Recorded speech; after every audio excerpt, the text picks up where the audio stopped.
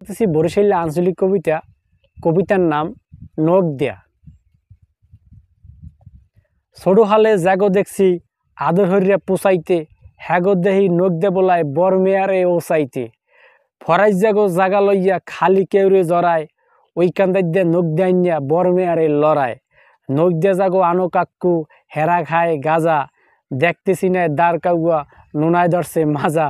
হেদিন হুনি নেবাইর পোলায় কয় মোরা জেতা, এখন হুনি হেও বলে ছোটখাটো নেতা। সোজা হইয়া কথা কয় না যে পোলার বাফে, হের পোলায় নকদামি হরে মানুরাহে ঠাফে। হেদিন শুনছি ওই বাড়ির পোলায় খাইবে জুদা, নখ দেইয়া হের জাগায় মারে দেহি খুড়া। বেন্যা হালে নখ দেয়া দিয়া কয়ডা জারি, পাট্টির দাইদ্যা টাহা খাইয়া ফিরে গেছে বাড়ি। আইস তমাইক নকদামি হুংসি যারা হরছে, কয়ও হালায় মরার হালে কষ্ট পাইয়া মরছে।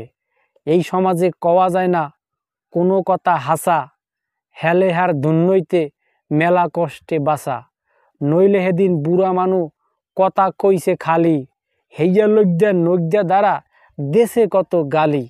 এই দুর্নইতে বাঁচতে হইলে নিজের বলে বাঁচবেন, আমনে যদি সত্য থাকেন হেলে সম্মান পাবেন। মাইজা দুদু গড়ে বইয়া হরে খালি আইন, মনগু বুদ্ধা বুদ্ধি শাসে কারে মারবে পাইন। পাইলে পুষিয়া ছোট হালে বড় হরছে হাতে, হেরা হরে থালফুডা মারে এখন বাতে। প্রিয় বন্ধুগণ, এই যে কবিতাটি বলেছি যে নখ দেয়া, নখ দে একটা আঞ্চলিক শব্দ আমাদের বরিশালের ভাষায়।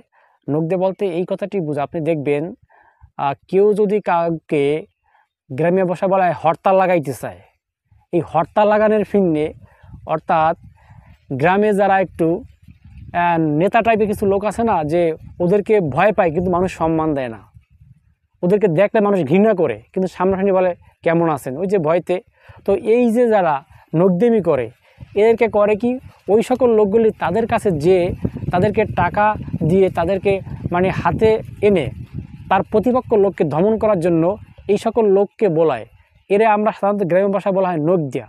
ওরা করে কি, ওদের যে একটা ক্ষমতা বা দাপট, ওরা বাড়িতে এসে তাদের কাছে এসে ওরা একটা মানে শক্তি প্রেরণ করে, যার কারণে তার প্রতিপক্ষ লোকটি অসহায় হয়ে পড়ে। এটা করে কি কারণে, ওদের কাজই এইয়া যে মানুষ ওদেরকে দেখলে ঘৃণা করে কিন্তু সম্মান দেয় না।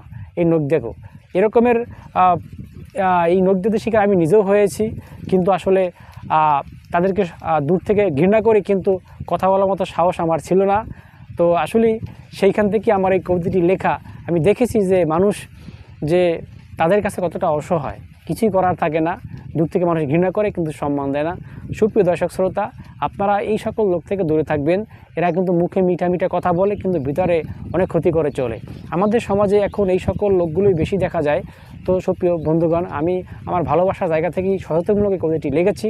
যার যার জায়গা থেকে সচেতন থাকবেন এবং এই সকল কাজে যেন আমরা জড়িত না হই। সকলেই ভালো থাকুন, সুস্থ থাকুন। আবার দেখা হবে অন্য কোনো ভিডিওতে। আল্লাহ হাফেজ।